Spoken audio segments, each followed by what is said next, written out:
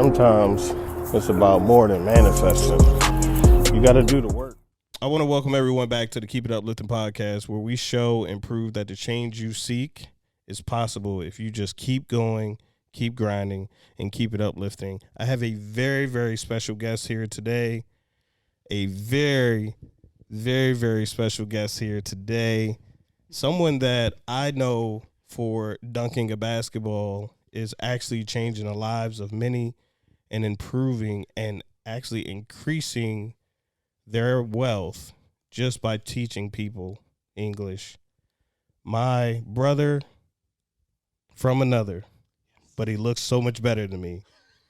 Eric, say what's up to the listeners. Hey, what's up, everybody? Thank you for that intro, and I am super excited to be here. I didn't dunk too many basketballs. The white-alitis got to me. But I tried. No, but I actually wanted to, that's where I want to start at because, you know, we grew up together, kind of, right? We went to the same school. Definitely. And the greatest joy I have about interviewing people, I get to interview my friends who are doing amazing things, right? And we really just met through basketball. 100%. So I know you started playing basketball early in life because you were really, really good in high school, right? Did you go to college? I did, but I blew out my ankle right as soon as, like, the day the guy was like, cool, we're going to give you this. I need you to go home and work on this. Instead, I went to the gym, and I got the highest I've ever gotten on a block shot, and I came down on somebody's ankle. And I was in Mississippi. And a Mississippi ambulance is not the same as a big city ambulance. So we were on that rickety road, hitting the hospital, and the nurse ran into my foot like 2 times. Oh my goodness. The doctor goes, bro, it would have been better if you broke your foot. That's how bad you rolled your ankle. So I literally, for like 6-8 months, couldn't walk. And to this day, like, one foot will go, like, it has a lot more range of motion. The other one is just like, you need her to get a new one. How did you deal with that, though? Like, I'm sure you had big basketball aspirations.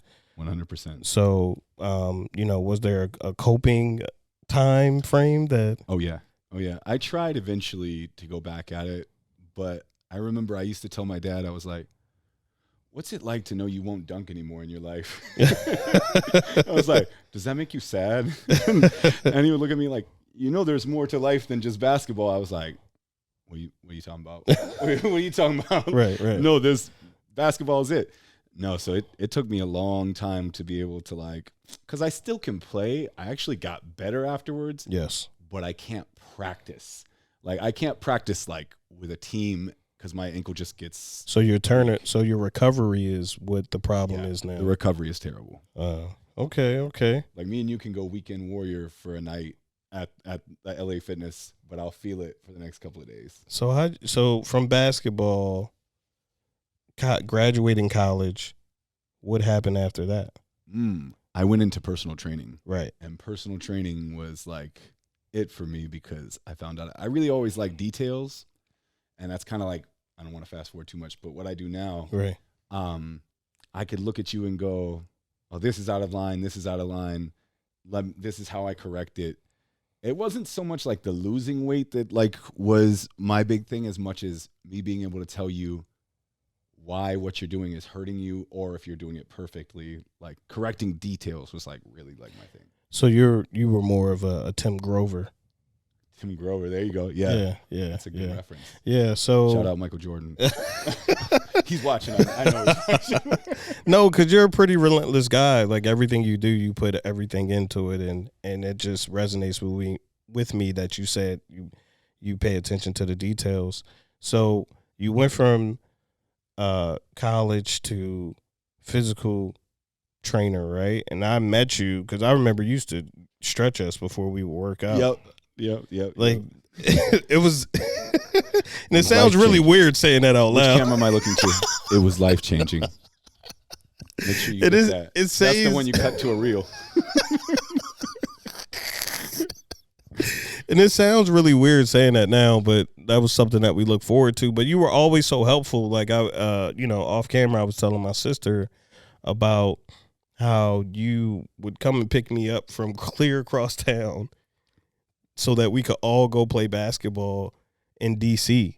Yep. So you would travel 60 plus miles. Yep.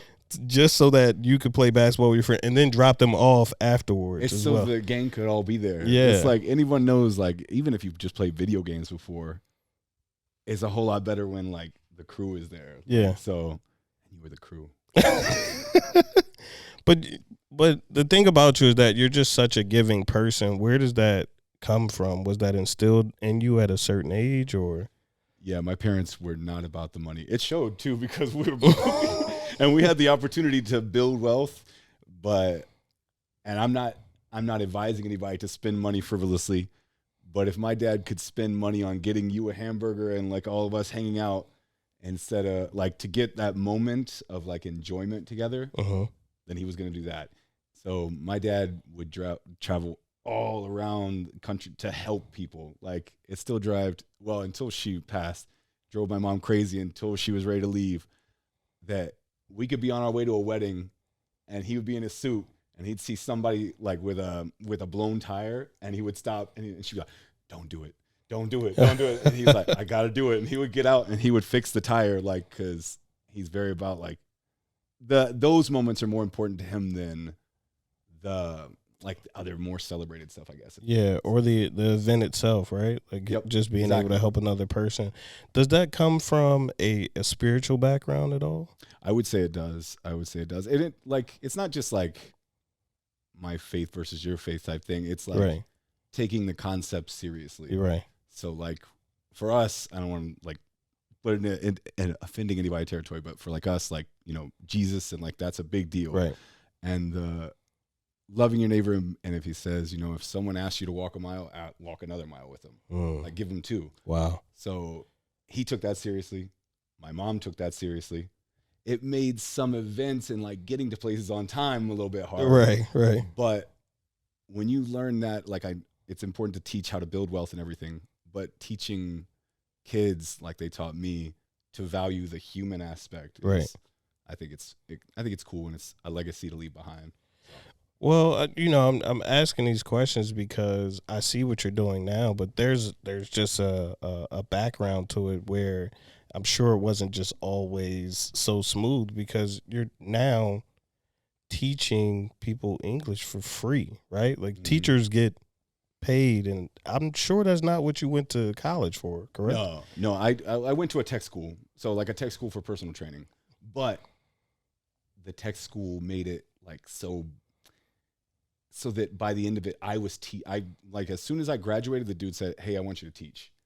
So, wow. Like, it wasn't like, you know, 6 months down the road or whatever. He was like, before you leave, because I was still making up hours because I was late all the time. In Virginia, you have to go by hours and education. Yeah. So I had to make up the hours. He was like, why don't you just teach for those hours? And then he was like, you want a job? So, because he saw like me focusing on details. Right. In the Institute. That's amazing. Yeah, 10 years at the National Personal Training Institute. So you go from physical training to just immediately teaching people how to speak Spanish? No. Okay. Well, yes. Yes? But that was a long physical training thing. So then I went into music. Right. So the music was like a big part of my life, and I needed that. But like then it was time to get back to teaching. Okay. So it's funny that you talk about music, because as I'm stalking you and doing research, and I can't really see my notes from here, so I'm seeing that I also need glasses at the same time. Pull it up, man. Just a minute to everybody. Pull it up. Hey, it's fine. On Facebook, I did see that someone mentioned in the comments that they used to follow you for the Christian rock band that you used to have. You can say metal. Okay, the Christian metal. The Christian metal that you used to have, and now they follow you for positivity. Mm-hmm. And what was that transition like from, you know, the physical training to music, and then what happened with the music that now we are approaching what you're here for? COVID happened to music. Really? COVID happened to music because as a metal musician, the only way that you make money is by touring, Uh-huh. and we couldn't do any shows. And if you've ever been to a metal show, it's not, hey, how you doing? I'm going to be in this space. You're going to be in that space. And we're going to watch this sweet rock band. No, metal music is like everybody's bumping into each other. It's about a release of energy. And it's also important to notice that, like, yeah, there was definitely the Christian aspect as well. But I tried to always like say, hey, if you don't believe the same thing, we can still talk about these positive things and we can try and work on. I always tried to, instead of it just being like praise and worship, it was also like, let's be honest and say, like, you know, I have these sad feelings. You have these sad feelings. How do we deal with them? And come from, like, you know, to give a commercial, keep it uplifting point of view. I didn't do the voice change. Keep it uplifting point of view. Tonight at 7. Does your audience get to see this side of you? Oh, 100%. My audience over there. Shout out to everybody. No, no, I'm wacky and zany. You got to be real. Right. If you're not real, then as soon as the cameras turn off and people see you in real life, they're like, why is he like that? No, I mean, I have to know, because a lot of times it's very instructional, and like I said, you are helping people. I don't think I looked up a stat, and that's why I say create wealth is just the fact that you're helping people break a language barrier. And English is one of the richest languages. Yeah. Just that alone, you're increasing the potential of wealth by 32% or something like that. Geez. It's something crazy. I didn't know that. Yeah, so my man has his statistics. I was just looking at that because is Spanish your first language? No. Did you learn Spanish in high school? Nah, I mean, we all had Spanish 1. I'm not talking about Spanish. I'm talking about the people who had Spanish 3, and then they were like, I have to travel abroad for. If anyone who's watching this was not in the United States school system for learning Spanish, it's not great. It's not great. I mean, like, I learned a couple of cute words. Right. Vocabulary seemed to stay with me, but like I couldn't get like sentence structure. But I had no, my first language, I go back to that. My first language is English. Uh-huh. I always had it in my heart. Like, this is, you know, probably something that you would know about as well. But like, I always had it in my heart to learn Spanish, Uh-huh. but I never listened. Right. Until about 5-6 years ago, almost 6, I was like, you know what? I'm going to do it. I'm going to do it. So, and then this came out of it. But no, like before that, it was just completely, I was the ignorant, like, you know, American who only knew one language. Well, yeah. Yeah. So COVID happens and you can't perform, but we're doing live now. And so what happened? What happened? So why didn't you go live during COVID? I did not have this audience. So I guess going back, what I did right before COVID happened, I was still doing music. Right. But I started volunteering at a place because I was starting with Spanish, but I realized you're not going to be conversational until you get to conversations. You got to be bad at conversations for a while. But so I put myself into a situation to use my Spanish at a center for people who needed help. And so then were you going to say something? No, I love that you're saying that, because right before this, I talked about how you can read all the books you want, but, you know, studying without action is just futile, essentially. Yep. So the fact that you said you were putting yourself in situations that would challenge you to actually have to perform and fail. Right? Oh, yeah. I knew that for some reason with basketball, I was always scared of failure in like the high school games and all that stuff. Yeah. I got better at it over time. But when it came to Spanish, I was like, yo, I'm not going to let fear ruin, because basketball, I prepared my butt off. Like, I was like working all the time. We've been out there on the grind. Like, I was working, but then I would let like nerves get to me. And like, you know, as you know, a jump shot with a smooth hand versus a jump shot with the shaky hand. Right. It's going to get worse once you airball once too. But with Spanish, I was just like, I got to go fail, because I know if I fail and I keep moving, I'll get better. But if you're scared to fail, you won't. Like, if you say, today I want to use this word, but then you're like, nah, tomorrow. Like, no, but if you go use it today, right, Even if you mess up, it gets easier the next time. Well, we skip past this a little bit, but do you think having your own physical therapy business, because your physical training, personal training business, do you think that kind of helped you to say, hey, I have to fail at something? Because you were doing that for a long time. Mm-hmm. Right, you have some personal training, right? So you're running your own business, and I just feel, I talk to a bunch of entrepreneurs on the show as well, and that's something that you have to overcome is the fear of failure. So do you think having to go out on your own and make sales and acquire customers and do that kind of thing help with that? Because you just a switch just flipped and you were like, oh, I'm just. Well, I would say the thing that I learned from personal training, which is what I didn't have in basketball, was in basketball I prepared, but I was still scared. In personal training, I learned if I prepared and I had that knowledge, then the death of like the scaredness. I think Kobe Bryant said the death of fear is preparation. And so like with personal training, I realized if I know my stuff beforehand and I taught at a school, like, it's one thing to say, hey, I work at LA Fitness, you want to sign up. Right. But if you say, I teach at the National Personal Training Institute, would you like to have a session with me? Like, right.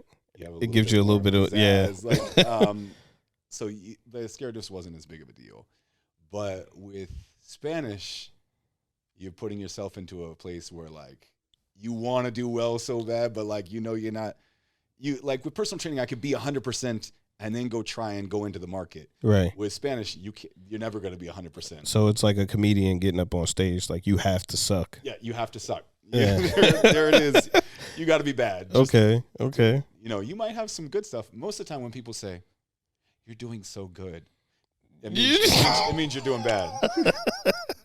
I have a lot of me failure stories. That's one of the things I like to share with my audience is like, hey, I know it's tough for you to speak English. Let me tell you how I've just completely bombed with my Spanish before. And then they go, oh, yeah, why'd you say that? And I'm like, hey, man.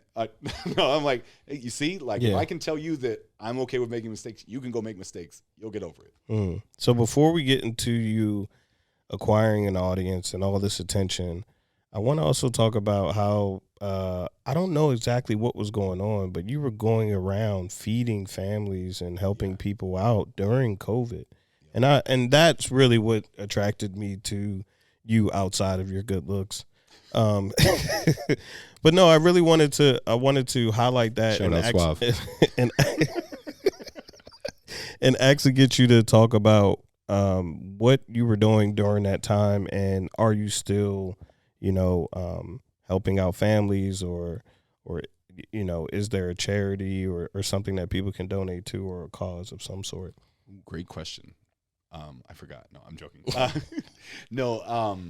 So when I was at the place called the Esperanza Center in Baltimore, then COVID happens, but I used to see people come in. First of all, if you've ever worked at a help center or been there before, I don't know how the people who work there sleep. Like, it still affects me, like the stories of like people taking advantage of like immigrants coming to the country and taking advantage of what they don't know and taking whatever money they do have for themselves. And so we used to work there, and I would also see people come in and ask for food. And we had like a food bank, but then COVID happened and we couldn't interact with people. And they wouldn't let me stay there because I was a volunteer. But they did say, hey, I know you're still trying to help people, so this lady needs food. You can come pick it up from us. But people needed it more than just that day. Yeah. So I just started, and I was like, well, I already know some of these families. And once you help one family, even though you say, hey, please keep this on, right. They go to church and they're like, this guy helped me out. And I'm like, and you're not mad at him, you just can't help everybody. So I would start getting text messages and saying, can you please bring me food? Can you please my son needs sneakers. He's starting he's because some people went back to school a little earlier. They were, I need sneakers for my kid to go to school. I need sneakers for my kid to walk. Right. So then I started raising money on like Facebook. Yeah. And doing a little bit of like with the app, with the my audience. But I always wanted like people to understand I wasn't asking for money. I was asking to help other people. Right. If that makes sense. So that's how that happened. Man, you really take love thy neighbor to. I feel like everybody's your neighbor. Like you grew up in everybody's neighborhood. You stayed in everybody's cul-de-sac. You dunked on everybody's rim. That's the important part. We neighbors until we get on the basketball court. And as long as you can understand the trash talk, then we can still be neighbors. So I actually want to take a break right now. Perfect. We are back from our scheduled podcast. And we're back. So we left off about you curating an audience. What did we do during that break? You lost. That's what happened. Look, man, we came back. You know, we had to go on break and play 1-on-1. Of course, I dropped 30, and you know, I took it personal. So Tall Tales with James. My friends call me Uplifting, by the way. Oh, Tall Tales with Mr. Uplifting. So, you know, we're talking about you helping others, and I wanted to get into, you know, you were working at the center in Baltimore, but I wanted to get into how you created this massive audience during COVID. Am I correct? Or it was at when we were coming out of COVID. So it was like, so nobody can say it was luck. End of 2021. Okay. COVID, there was nothing lucky about COVID. I still think somebody owes us 2 years of our lives, at least. At least. I agree. Although in Texas they say 6 months, because after 6 months they were all like, we're back. Hey man, we are in Houston. Shout out to Houston. There's a couple places that we've been. I don't know their names, but there's just a lot of people working here, working hard, working people here, and they need to be at work. Yep. You know, so, and you could just see it. You could feel it in the city. There's an energy here in Houston. But what made you teach people English for free, and why did you choose to do it virtually instead of in person? So I was learning Spanish, and one of the things, when you learn a new language, you realize the differences in between your language and the other one, or at least I do, because I focus a lot on details. And so, like, for instance, like the letter D in Spanish, you think it's the same thing, but it's not. It's actually pronounced like touching your teeth. And so, like, it sounds almost like a D, just like the R is a completely different pronunciation. You like hit right here in this little alveolar ridge behind your teeth. But in English, we just come back here, we're like, really, you don't touch anything. You just So I started like focusing on those details, and I was like, let me share some of these details with some of my friends. And back then, that was when like those videos started, where like you could put yourself on top of like a picture. I was like, oh, let me just use TikTok. And I made a video, went to sleep, woke up, and there was like 500 views on it. I was like, oh. And it was just literally like ways to say, like, have a good day or something like that. But like, because people were like, I want to know how to say have a good day, but not the exact same thing every day. So I just like made 10 ways to say have a good day. And I woke up and people were like, please do more. Wow. And then they were like, how do you pronounce Fort Lauderdale? But like back then I was just putting text, and they were like, we need to see your face because people don't show that part. I was like, okay, Fort Lauderdale. And people were like, oh. And so then like I had already like I had a little bit of like a phonetics type vibe because it is interesting. Right. But like at that point I was like, oh, if I'm going to be telling people this stuff, like my personal training thing, I used to study, because I was a teacher, I used to study stuff that I knew no one would ever ask, but I didn't want to be caught in that situation like where you go, what about X? Right, and I'm like, so I was like, no, I'm going to go study every single thing. And phonetics gets really deep, but I like, you know what phonetics is? So this is where somebody's going to come, actually, but basically you're like trying to show people like the study of like the sound and like what you're producing and everything and the execution. You said phonetics? Because I thought it was phonetics. That's seriously, I'm not being funny here. Say that again. Phonetics. Phonetics? Yeah. No, phonetics. Okay. There's also phonology. There's a bunch of stuff that I roll up in there, but I'm not trying to be right here. I'm just telling you how bad my understanding of it is. We can go to Google right now. No. You want to lose twice in one day?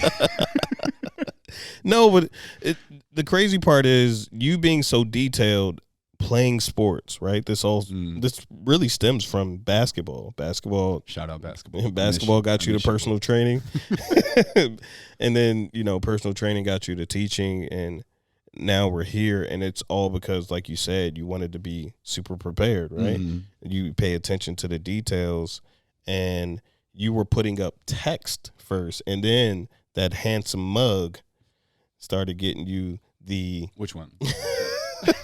No, but that handsome mug started growing you a following, right? Or this is where, like I say, yes, it did, and you go, oh, or I say, no, it didn't. I know that it might have played a role. Okay. But I really try not to focus on that. Like, I try to just... No, I'm not. I'm highlighting how I'm joking. But you're right. This is where you do this. We gonna clip that up. No, but I think it made you more personable, and it also shows like, oh, this guy is the one who's behind the voice that's teaching me, and just you having a very welcoming personality, face, and your humor, like those things, I'm sure added to the gravitational pull of people that are now following you. You got to add something to it. I also try and put myself out there with just knowing like a lot of times I wear t-shirts. Sometimes people are mad about it, but I'm like, I have like a no human is illegal like t-shirt. Yeah. Because I believe that firmly. Some people get mad at me for it, right? But like, it's important for people to know that like just the welcoming aspect. Like, I feel like everybody's equal. Like everybody's your neighbor. Yeah, everybody's your neighbor. Like, that's one of the things that was affected me from like the metal community. Like, people think metal is really bad, but like a lot of times they're saying beautiful stuff underneath the horrible sounding noises. Well, it's the same thing like hip hop. I got on this Tupac shirt if you're watching on YouTube, right? But it's a good shirt. But I got on this Tupac shirt. The Beatles. But we were talking about how rap has some great some great words and some great mentions in there, right? Yep. And then there's some, raw things that people only focus on the negative of it, right? Yeah. So I could see that happening with you, and I'm just still amazed that you're doing this for free, right? Like, yes. Nobody pays you to do this. Well, people can give gifts, but a lot of times I use that and just put it back into like getting markers, getting stuff. By the way, can I say Tupac is my favorite poet still? I just want to put that out there. I could literally give you The Rose That Grew from a Crack in the Concrete right now. That's my favorite poem of all time. Anyways, yes, no one is paying me. Nobody's paying you? No one's paying. You know that people pay $600 what is it, a week? A week to learn English. Do you know that? Yes. And a lot of times those teachers, I want to make it clear. I don't think there's anything wrong with being paid to be a teacher. No, we're not saying that. We're highlighting the fact that you're doing this for free. Yes. You're taking your time. Even if it takes you 30 minutes to create content, you still have back end editing, I'm sure, right? 100%. Right? Editing is the people don't. I'm looking into the camera. Which camera? I'm looking. That's your camera right there. I'm looking at my camera. Yeah. The editing is the little death that no one knows about, and it is what makes people leave. I would say the number one cause of people just leaving is the editing. Yes. Once you really get into because at first you're like, I'll just throw a couple things on there, whatever. Right. Then you're like, oh, I could make this cooler. And then before you know, you're 4 hours deep, and you're like, this is a 20-minute video, or this is a 10-minute video, and I just spent this long on this thing. I don't think people understand how hard it is to, one, build a following, or to deliver to them consistently. And you do this on a daily basis. I do. Right? So you're talking about the death editing that we all hate, right? Even if it's a small video that you're putting it, and you're putting it out to such a bigger fan base at this time, right? Was it harder or more difficult the more traction you gained? Like, were the nerves bigger? I was scared of not covering every base. Negative comments are a lot stronger than people think they are. Mm. And when people leave you messed this up or you blew that thing, like, so I went through like a phase where I was like, everything had to be perfect. And I was thinking about everything over and over. And like what should have been a 30-minute to an hour process took like 5 hours. Because once you've had a video blow up and then you get negative comments for no reason, then you start to try and like cover your bases to make sure that the haters can't say anything. Yeah. But then you realize, you're never going to stop a hater from hating. It's Right. just like you just, no matter how many, God bless you, have a great day. Thank you so much for coming in All here with you your see hateful is- spite. People were like, yeah, but look at them eyebrows. Someone, every time they arrive to my live, they say, hola cejitas. And they're like eyebrows. And I'm like, Why is that the topic of conversation here? like, can we get back to like how to talk to your boss about a job? Like we were doing something important and you just talking about my eyebrows. So anyways, continuing. No, that's actually very funny. Because I personally don't see a lot of negative comments on my content because it's all positive. So in a weird way, I'm so excited when someone either says I messed up something or that's BS, because I feel, and you know, me and Sis, who is not on camera right now, but we were talking about it earlier to where Shout out, Sis. to where I love when people, the amount of time that people take to actually leave a negative comment. Like, you didn't like the video, you probably watched it again to figure out what you were going to reply negatively to, and you took time out of your day to leave that here. To me, I think that's better than somebody's like, man, that's right, or 100, or they give you an emoji. To me, that's so, there's so much value in a negative comment for me. You have found the grass, the greener grass, my dude. Like they talk about that mystical grass that you can never be on. You have arrived to the promised land. No, I actually, the thing I always say to haters, I'm like, hey, did you know that this helped me with my algorithm like movement here? Like, even though you got your point across, I would like you to know that I hope you have a great day, because you just boosted my, like, the great algorithm gods are like, hey, let's pull this up. People talking. Like, so, no, the thing that like I always was more concerned about was like if I say like a loose, like if I didn't cover all bases, or if I overgeneralize too much, like you don't ever want to say like all people who come from a Spanish speaking background will make this mistake. But the frustrating thing is a lot of those videos that get a lot of views do you always say this, but you need to say this. So they love to overgeneralize. But what they have found out is like, if you really, we giving you free game. If you want to get your interaction boosted, you do those things, or you make a mistake, or you overgeneralize so that people will come in and drop the hammer on what you missed out on.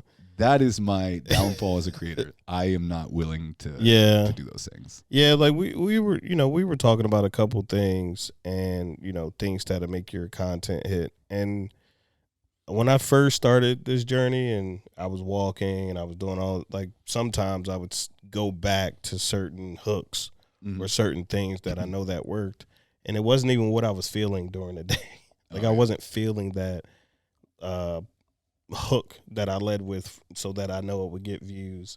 So that's kind of why I transitioned to what we're doing here, to give you a deeper explanation. And so you love this.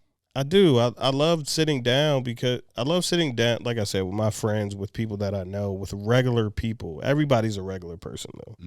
But I love sitting down with a guy that I know has always helped others. And now you're starting to get highlighted for helping others. I mean, you've been on Telemundo. There is a whole story right there. There is a great story right there. I don't know if we got time for that, but I'm here. I'm here. I didn't know that it would be the national network. I didn't know I was going to be on national television, because the DC chapter, like, someone found me, Lilia Mass. She did a great piece. Like, she was really respectful. She said, we have to talk about the girl comments and some of the guy comments that are talking to me. But she was like, I want to highlight what you're doing in the community. I was like, cool. But it was like DC, so it's like still felt hometown man makes the news. Like, right. But then I got like a note from, they said, well, the Miami chapter wants to talk to you. And I was like, okay, so I'm doing another local. Like, right. It's cool. It's a different part of the country, but doing another local. But I had always watched like the morning shows there to like work on my Spanish more and everything. And you don't get to see people. Like when you do those shows, at least theirs, you don't have like a monitor of them. You just have an earpiece. Wow. And so like we're setting up and I'm like, man, they really come all out. Like they brought like a camera to me. They brought a camera guy. It's not just me Skyping in with my phone or whatever. And then I hear the voices. I'm like, oh crap. And the funny part was like, I used to sing more like for like showing people how like pronunciation changes in songs. Now I don't do it because I don't like singing on there. But they played one of me singing on national television, bro. And I was like, word. I'm cooked. But the cool part was I wasn't nervous until they started hitting on me on national television. I was like, all right, well, now the nerves coming out. But no, I had no idea it was national television until they were talking to me. That's crazy. Dude, does anyone reach out when you're out and about? Does anyone say, hey, I know you from? How do you handle that? I shake their hand and I follow them back. Really? I try to as much as I can.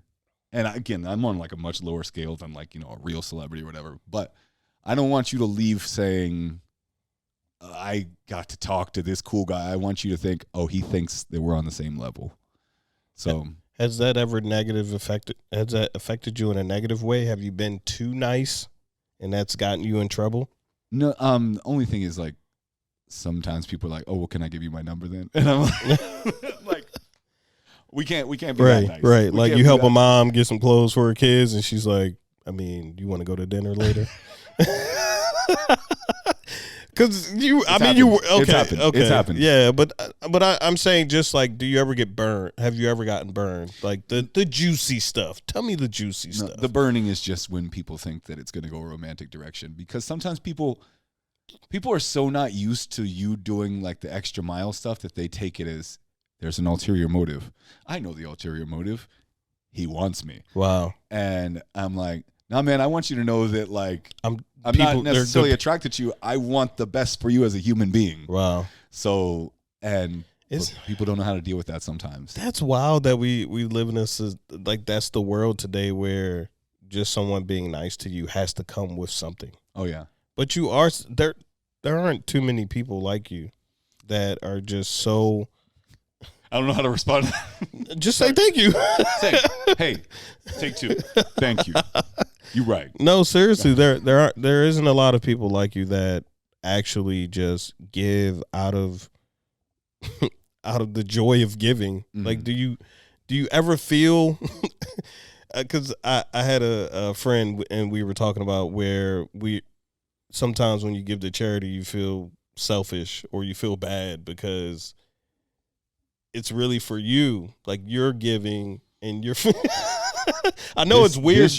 This whole argument used to kill me because I had someone say, there is no truly unselfish action because you're always getting something back for it. And so I would spend nights like, how do I shake myself with that? How do I just be like selfless without it being because I want to be recognized or whatever? And that's a process. There's no, my goal is just to help people. And it doesn't necessarily because it's rewarding. I don't think there's anything wrong with it being rewarding, but I don't want to do it for the wrong reasons. So I think one of the ways to do that is to let the situations come to you, put yourself out there. But that's why I do like these Fridays in the park in Houston where anybody can come and I say, hey, I have a lesson plan if there's a lot of people, but if there's only 4 or 5 people, I'm going to help you with how do you talk to your boss? I'm going to help you with this. Just let the situations happen and try not to be the star of the show. Let them be their needs be it. And I think that's the closest you'll ever get to being unselfish. But yeah, it does haunt me with I just did this for me. It's like an imposter syndrome of some sort, right? Because you're like, I know I did this for the right reasons. We could do a whole podcast on imposter syndrome. Yes. Right? Like I know I'm helping people I don't care if it's 500,000 people following me here, or 100,000 people following me here, or 3,000 on YouTube clicking it, subscribe. I got to work on my YouTube. No, I agree. That I'm thankful for every person there, but man, you just reminded me. I really need to like start editing videos and stuff for YouTube. It's just such a longer process. Sorry. Anyways, no, but you really feel like you're doing something wrong. Yeah, and it's just a weird thing. So I'm glad that I got to ask someone who has probably given lifetime over lifetime over lifetime, and why do you feel like you have issues with receiving since you're such a giving person? Gosh. Oh, wow. That is a deep question. I also wanted to ask, can I ask you a question real fast? Yes, sir. So when you used to do, I don't know if we were actually recording when you said it, but you were doing the walking videos, and then sometimes you would go back to beats even though you weren't feeling it. Right. That's something I struggle with, where I'm like, hey, this video is in my heart, the one that I just did. Right. But it's only going to get, or it just got 2,000 views. And I'm used to getting way more than that. Right. If I do this, I'll get a lot more views. Right. But how did you deal with like the what's in your chest versus what's best for your growth? Like, it was actually it consumed me, and I want to win, right? Like we're competitive, right? We played sports, we want to compete, and I want to win, but I also want to just be fulfilled instead of trying to do something for someone else, because that's the only way that I'm going to be able to maintain this for a long time. I'm stressing out, going crazy.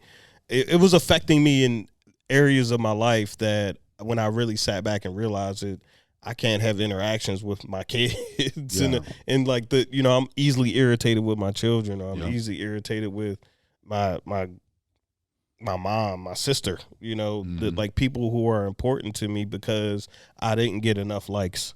Yep. I didn't get enough views.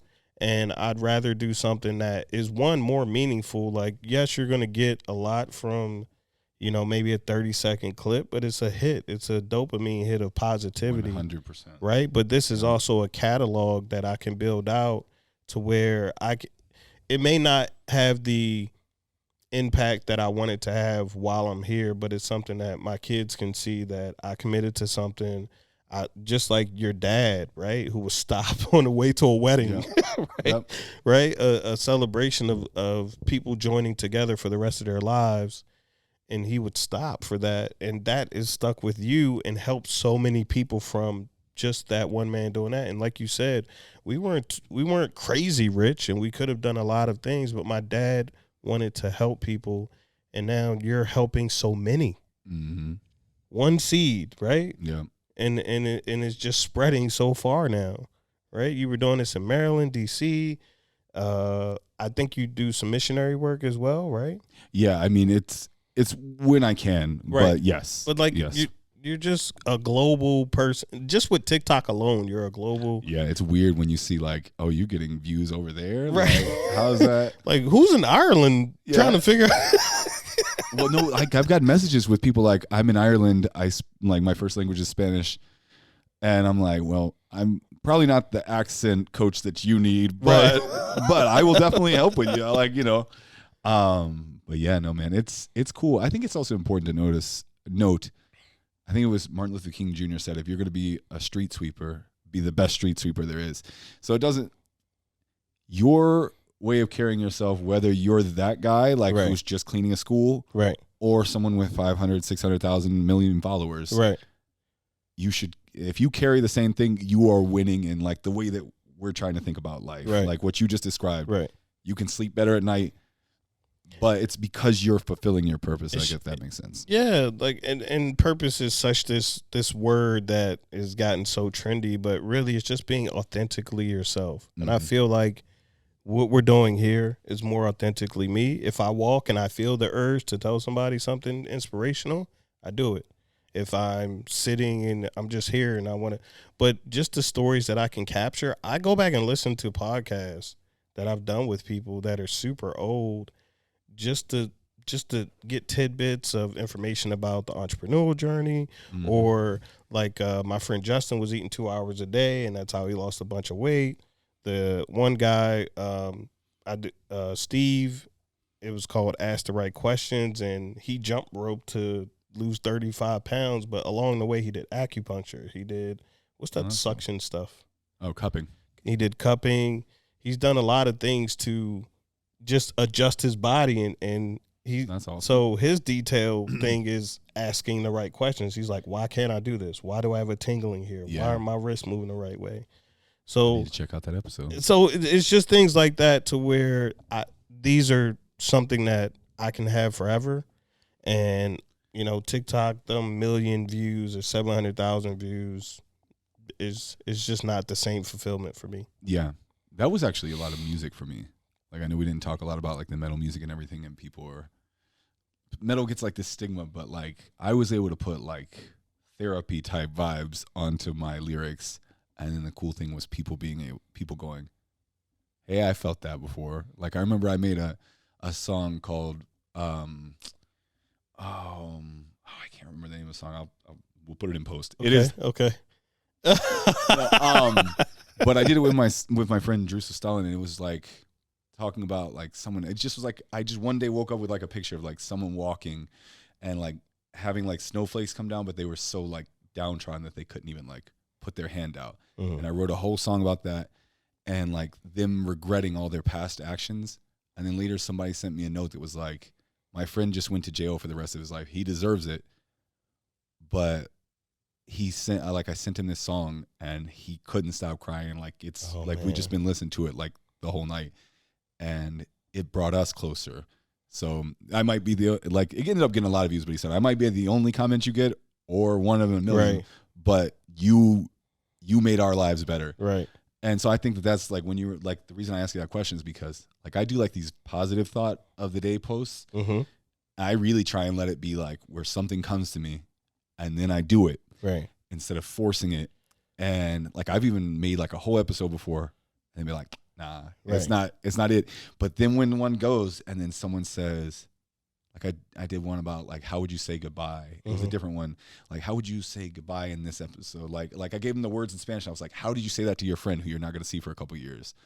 And then this lady comments, she was like, I can't stop crying because I'm from Venezuela and I had to leave, and I had to leave my parents and my friends, and I'm probably never going to see them again.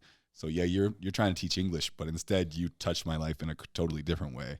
So come on, Eric. I'm not gonna cry, man. Just like what are you doing doing here? What is he doing? What are you doing here, brother? I was in that same boat when it happened. Oh my God, that's wow. That's so amazing. That I keep using that word. That's powerful, man.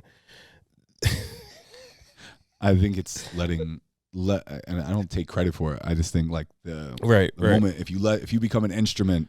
For me, like that's from faith, right? No. But being willing to listen, and let those feelings come, and for me, like I said, let God use you in that moment to say what needs to be said, and not try and take the credit for it, not try and put yourself at the forefront, but just do that because it might just be one person, it might be 100,000 people, but that person needed it, right? Mm-hmm. So, and I believe that's why that community that you built with metal follows you, right? Like we touched on it earlier where the gentleman said, I don't follow I used to follow you for the music, but now I just follow you for the positivity. That dude's amazing. Yeah. And I just believe that's really why you are able to have such a huge audience for something that will that will change generations.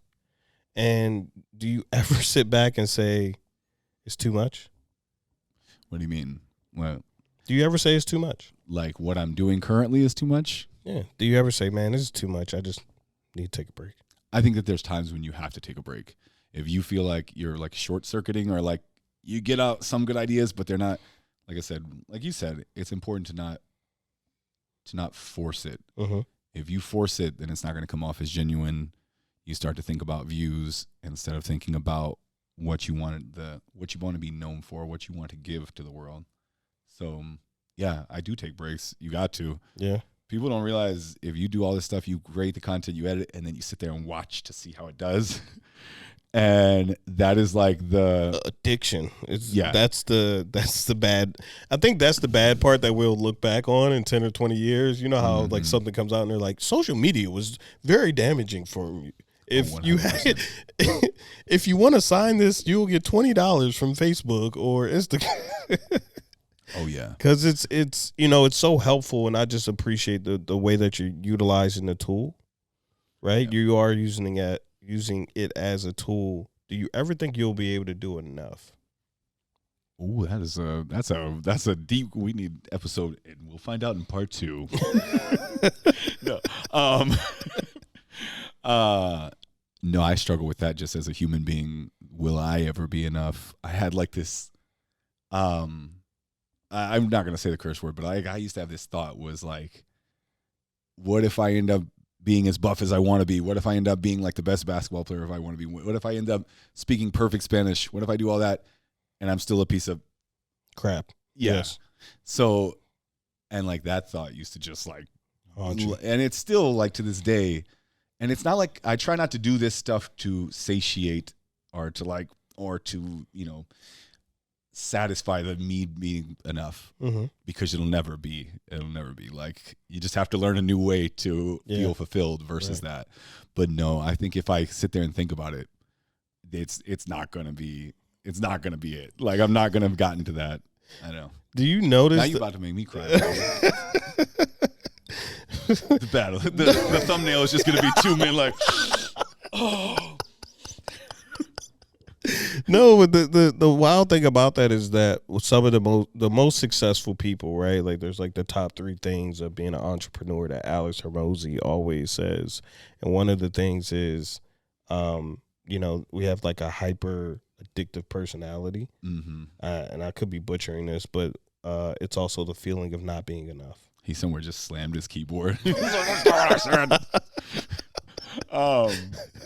no, I think that's a big deal. That also, like, I battled with that a lot when I was younger with basketball, because I would just be there like, I was like, can you get better from self-hatred? It's like a really interesting question. Like, and I believe you can. Yeah. And that's essentially where I was leading to, is that I feel like that's driving you to do what you do. It's a weird thing, is because you have the ability to take action. You have the ability to learn continuously, right? And you also have this underlying feeling of, I'm just not it. Yeah. Man, we're not in a podcast anymore. You telling me how my life's going to... We're back to Fix It with James, or with Mr. Uplifting. Fix It with Mr. Uplifting. Tonight at 7. That's a good point. All your jokes are like driving me off whatever I'm supposed to be talking to you about. That's the point. But they'll make great reels later. But a big thing that I like to ask a lot of content creators is, well, let me skip that for now. The blue check. How meaningful is that to you? I think it's important, before we move to that, it's important to let people know that you don't, like, everyone has those feelings, but you're still, like, I say, I do these things all the time. I do these videos. You are still enough, even if you don't get that job promotion. Right. I would like to say that to the camera. Okay. You are still enough, whether you get 100,000 views on your next video or whether you get 2. If you are genuine, then you are enough. Well, let's get into it, right? Like, you started gaining, let's get into this then. You started gaining traction, right? And you started getting the views. You ever put out anything now where it doesn't get views for a couple of days, or it doesn't? And I'm not saying, like, you put out every day, right? Pretty much. There's some days that I'll take off but it's normally like I was trying to make something happen and I was like, oh, this idea is not great. Okay, so you're posting every day. And you ever had 3-4 consecutive days where I don't know what they did to the algorithm? Do you have those? And I will say that especially Instagram has moved away from pushing reels, because reels were like, everybody's like, it's the gold rush. Right. Let's just throw whatever on a thing and you'll get a billion views.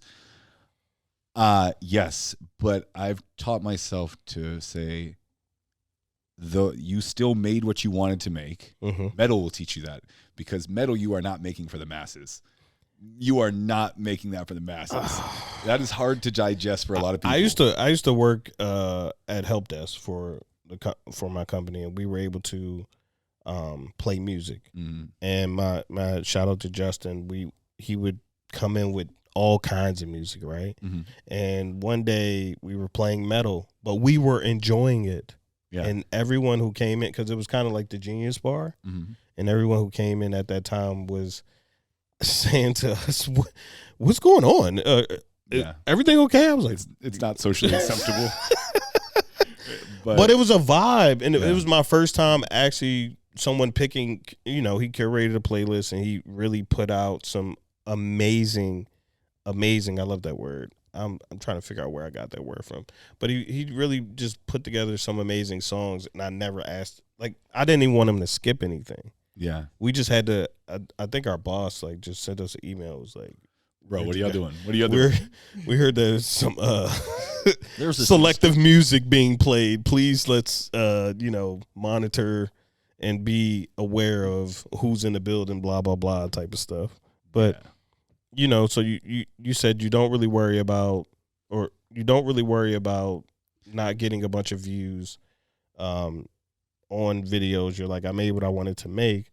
But is it really that easy? Like, at the level that you're at, was it easier at 50,000 than it is at 500,000? And would you go back to 50,000 or to zero? You mean would you go back? I would go back, because I enjoyed the process. I feel like I'm not a comedian. Like, I'm not. I mean, I might give some humor in there, right? But I'm not trying to sell my CD.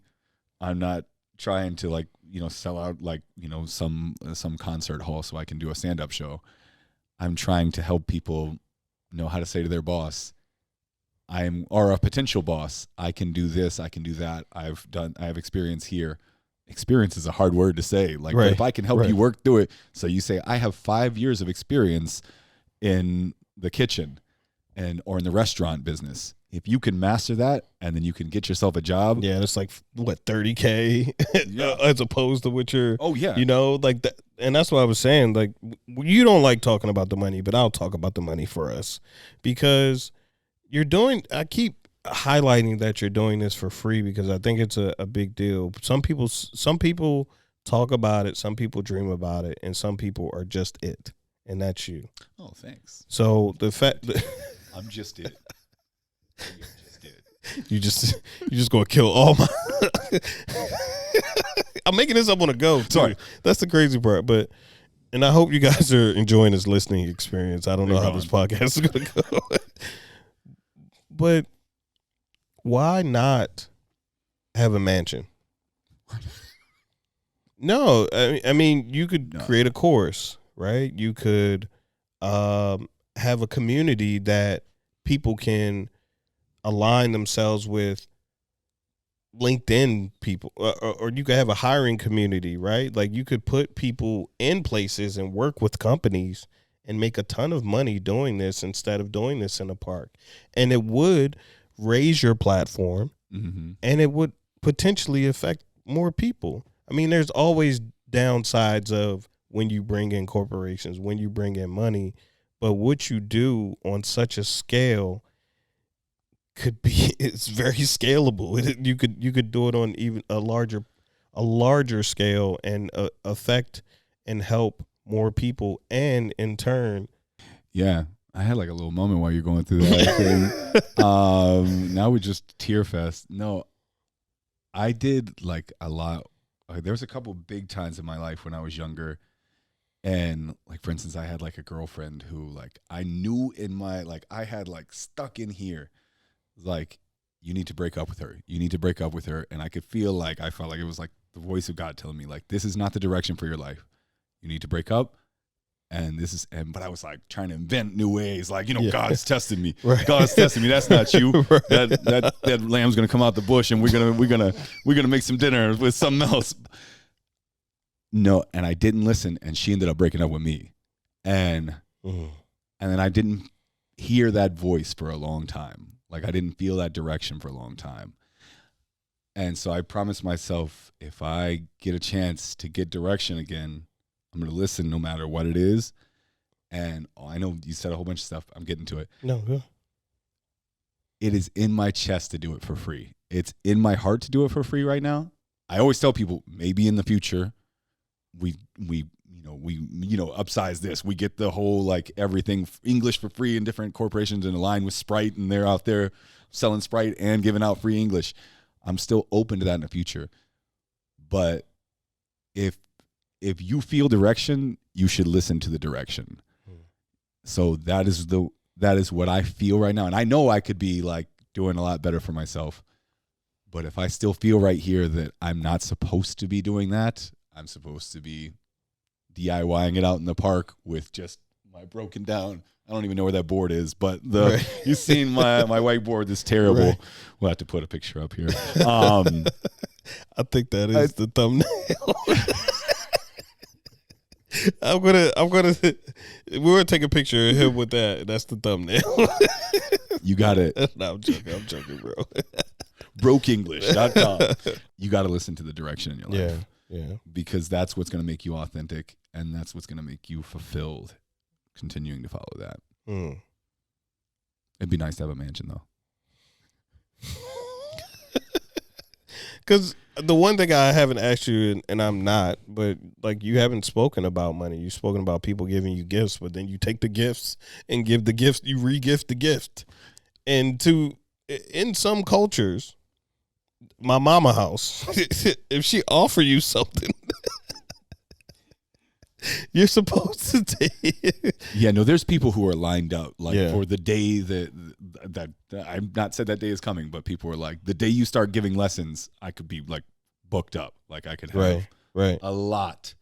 Like, I've had people from soap operas. I've had, like, a dude that was, like, a Yankees prospect. Yeah. And he's now with the Yankees, signed, like, a multi-million-dollar. He's like, I need to work on my English. I need you to do lessons with me. I was like, I can't give you lessons if I'm telling Jim Bob down the street who's got no followers, I can't do that. Like, you know what I'm saying? But you could. I mean, you do it on a massive scale now, and maybe that is what your YouTube content needs to turn into, because that is curated to the person who is looking for this. So that'll find its own community, and that way maybe that's something that you can direct people to. Yeah. And what is that, your YouTube channel, just since I'm talking about it here? In Spanish, it's English with Eric. Inglés con Eric. But one of the funny things is, like, in most Spanish-speaking cultures, Eric is always spelled with a K. So, like, there's this running joke. I'm like, I just look in the camera. I'm like, do not put a K on my name. If you put a K on my name, I will block you for the rest of your life. You got added to an invite because they thought a K was on you. And I was like, that's the wrong Eric. Yeah, there is no K on my name. You'll never. Okay, I'll leave it alone. I'll leave it alone. Like you said, and I love what you're doing. I'm not even trying to tell you to make money. I'm just actually just, like, thinking of. You can make money though. Well, there's nothing wrong with making money. No, I think that, and hopefully something changes at some point in time, because at some point, the way to help people, which, you know, I when you were going around and helping people during COVID, and you were like, hey, if you guys just want to help, right? That was with money, you know, and just to have some backing behind you will impact so much more people and maybe bring people under you. Yeah. You know, so are you working on any proteges to where you're trying to at least help those people, train some other people up to help other people? Oh, well, I mean, not on a massive scale, but, like, when we do English in the park and stuff, if you come in and you say, hi, Eric, I'm here to work on, I'm going to be like, you're helping me. Okay. You're helping me. Okay. Like, so, and they're like, what do you mean? No, I'm still not perfect. I'm like, no. You're going to help me. Right. We're going to do this together. And they're like, okay. And that ends up giving people more confidence in themselves as well. If they can go, oh, I was in that step that he's in like phase 1 right now. I'll give him some advice. And but no, like I try and make people force the what does it say, like, turn it back for the next person, or what is that phrase? I need to cut that part. No, like when like someone does good, you give that good to somebody else. Yeah. I don't know what it is. I don't know what it is. We have a million. That's one of the things you learn with teaching English. There's a million phrases though. So, what is you've spoken about it very loosely, but what is English in the Park? English in the Park is me every Friday, at risk of stalkers.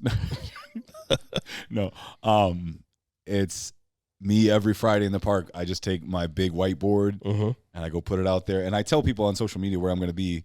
And if you say, what I really want is like people who like, this is where I'm at in life. I need to know how to say this stuff. I need confidence here. And so like people come and be like, how do I tell my boss that I want a raise? Or how do I tell my boss I'm also qualified to do this? And people talk a lot about like, do you know how smart I am in Spanish? And I'm like, they're like, there was somebody said, don't take my accent for stupidity. Right. Or don't take my lack of English knowledge for stupidity. Like there's people who are doctors and they come here and they're like, they're struggling, trying to get back to that, but also cleaning houses. You're like, so I try and like help people like plug in English. Like, let me give you this personalized English. You can take this home. I record a video for them at the end of our session of me saying everything so they can go back and practice it. And how big does that get? Is it like 30 people show up? It hasn't gotten huge yet because I do it during the day. Okay. I would have a lot of people if it was at night, but you would need security at that point. I'm trying to get the hardcores instead of the people who are coming to like look for attention as well. Yeah. Because do you ever get that now that you're a bigger influencer? Do you get people who just want to align themselves with you just because you have your audience? Yeah, usually people start talking to you for like about like a week or so, and then all of a sudden they're like, hey, can you advertise this since we're friends? Or can you do this? Yeah. That? Can we do a live? Because I want you to like talk about my product. I'm like, wow. Thanks. No. I'm not saying I would never do it. Right. There's a lot of ulterior motive like stuff. Preguntas with Eric is... Look at that Spanish. Say it one more time for us, Mr. Preguntas with Eric. There you go. I have a couple of questions. Is there anything that you would like to promote here on the podcast? And I could chop it up for you. Can I grab my T-shirt? Yeah. There are two brands. This is a brand called this is from a brand called the Happy Givers. Okay. And I love it, and people also hate me for it because, as you can see, it says "love your neighbor." It's all in Spanish, and then like the next word is like doesn't matter who they are, homosexual and Facebook, immigrant. You don't have to. And sometimes people struggle with it. You don't have to agree to still love somebody. Right.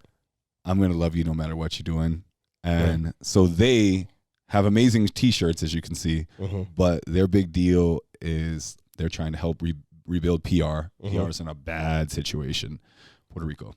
And then there's a lot of other countries that they work in as well, but they turn all of that into building sustainable forms for people to, and like PR, to not have to rely on the government. They can rely on, like, they build community farms where people can just come in and take fruit and take vegetables and go cook at home. Okay. They serve a crazy amount of meals to people, like older folks who can't cook for themselves. So that is the big deal for me, the Happy Givers. Okay. And then I have another friend who like sponsors me, who's basketball days. He's got a T-shirt. It's called No Mercy. And it's really hard to translate that into Spanish unless you played sports where we talk crazy to each other. Right. Go out there and just destroy them. But be sportsmanlike afterwards too. When he says no mercy, he's really talking about a style of life where like you live it to the fullest, and that's the other shirt I got. And that takes me into another question. Do you miss basketball? Every day, man. Every day. What's curious is I've been playing basketball this whole time, and I actually was playing semi-pro before we left Maryland. Really? I was playing down in like the Goodman League and Berry Farms and the Watts League, and I was obviously past my physical peak, but the best I've ever been in terms of knowing my role, playing with confidence. I had like the record for rebounds at Watts. Park. When I got out there, they were like, "Oh, you know he could shoot," and I'm like, "Oh, you got the wrong white guy." I was like, "That one's not me. That one's not me." But I can get you these rebounds though. So I think playing basketball, I miss it like on like the competitive level since I've got to Houston. Mm-hmm. But I was still. Basketball stays with you no matter what. Yeah. Right. Yeah. Like once you're a baller, you're always a baller. But you were a good baller. Like there's some people who it stays with and it just needs to leave. I keep it uplifted, but I keep it real too. It's time to hang it up. It's time to hang it up, Alex. So the next question, and preguntas with Eric, is LeBron better than Kobe? I think LeBron is an excellent individual, and I think it sounds like slander anytime. What? Say, what did I say? Answer the question. No, I'm gonna go with Kobe. Why? Why is Kobe? If I'm watching sports, I'm not watching for community activism. I'm watching for somebody to. I never feared. Although there's been times where I feared LeBron in like the clutch, but Kobe, you always felt like he was gonna get it done. Yeah, I don't know if I've ever, outside of that running one leg to off the one leg. That's what I was thinking about. Beautiful shot. That made LeBron scary, and then after that, I've never seen him. Like when he hit that one shot against the Magic, right? Like that was just a luck shot. But when he hit the running one leg against the Raptors, I knew he was going to make that the entire time he was coming down the court. I knew he was going to make that in air. Yep. He was in the air so long, but. Why do you think excellent basketball player? Why do you think that there's so much hate for LeBron? Right, LeBron's personal life, as far as him never getting in trouble, helping people out, being clean, reminds me honestly of you. That's why I asked you that question. Oh, now you're trying to make me like LeBron? Yeah. No, I think that people are always looking for they build you up to tear you down type vibe. They're looking for something to like. Whenever you compare to Michael Jordan, which is the real question, people are always like trying to. That's not the real question. No, but that's one of the reasons that people tear him down so much, because he gets compared to Jordan. Who's better? Who's not? We know he's not better than Jordan. That's why I didn't even ask that question. Thank you for that. Yeah. I would have had to walk off. If you asked the question, I leave. I knew what the answer was going to be, so I figured I would give you. I think people build you up to tear you down, and they're looking. Like I said earlier in the thing, the hater is always going to look for something.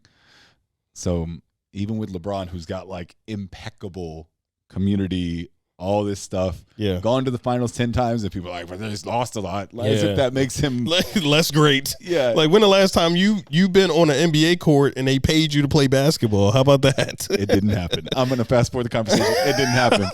Your knee gave out on you, big guy. So with that, right? People are always looking for a chink in the armor. What is your chink in the armor? Oh, I acknowledge fully that I am not a perfect individual. I try to make that known from the beginning. Sometimes people will like leave comments like, "You're like," they'll say like, "Oh, you're perfect. Oh, you're such a nice dude." I'm like, "Nah, man. Yeah, I am trying my hardest to show love that I was shown, and try and reflect that love. I try and make it clear that that's not mine. I'm trying to reflect that love back at people, and just acknowledge from the very beginning." People will say those type of things, and I'm like, I'm gonna have to disagree with you. Right. I'm a very broken individual who's trying to reflect something much bigger. Such a great person, but you think you're broken. Why are you broken? No, I think we all have issues that we work on, right? But why are you broken?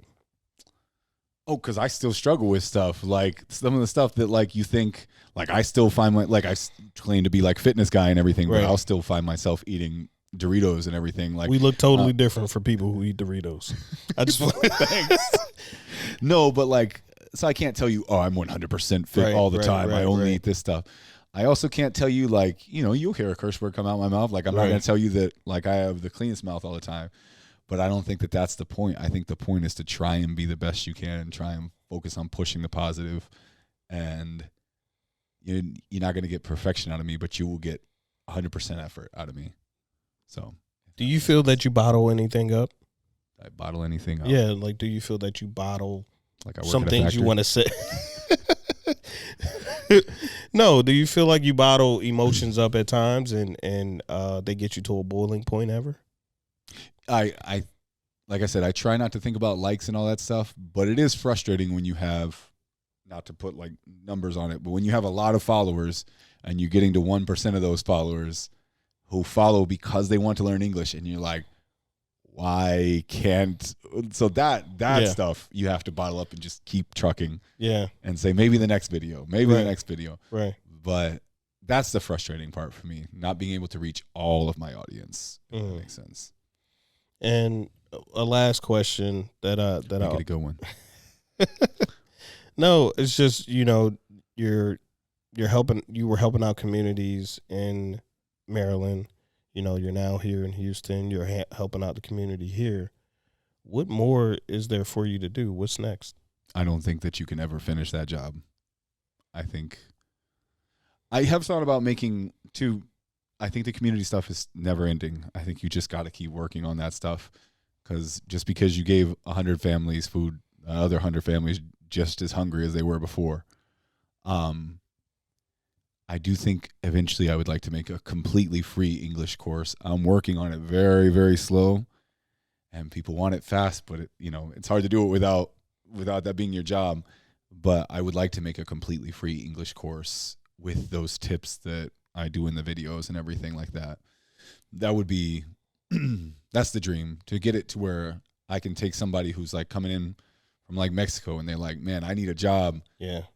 And to take like the basic and then add like, say that they want to be a construction worker. Like, I also have a construction worker course for you. I'm going to put that out right here. I want to go work with like the people who are at a construction site, get all those terms and do that. Like, that is the dream right there. That's the next thing. Man, I just want to thank you for, one, sitting down with me, allowing me to be with your live audience here on Instagram, allowing me to be with your live audience on other platforms. I just really, really appreciate you taking the time, because we've been here a good while. And It's been fun. yeah, man, just even coming here, right? Like this was a whole ordeal, and you made it so simple for me. And thank you for really, really loving your neighbor. I don't think anyone truly understands the impact that you've had on the lives of people who are just watching what you do. And that is something where I think a lot of people are going to become reflections of you, not just in your house, but outside of your neighborhood, because the world is your neighbor. I appreciate that. I think it's important to clarify that I don't think that that's my love that they're reflecting. I think that that's a bigger love that we're all becoming little mirrors of. You know, it's really Hard to pin me down with a compliment. it's just really funny to me, because you are you, and there's something special about you. I'm not going to let you just sit here and say nice things about me no more, man. No, but take this from me seriously.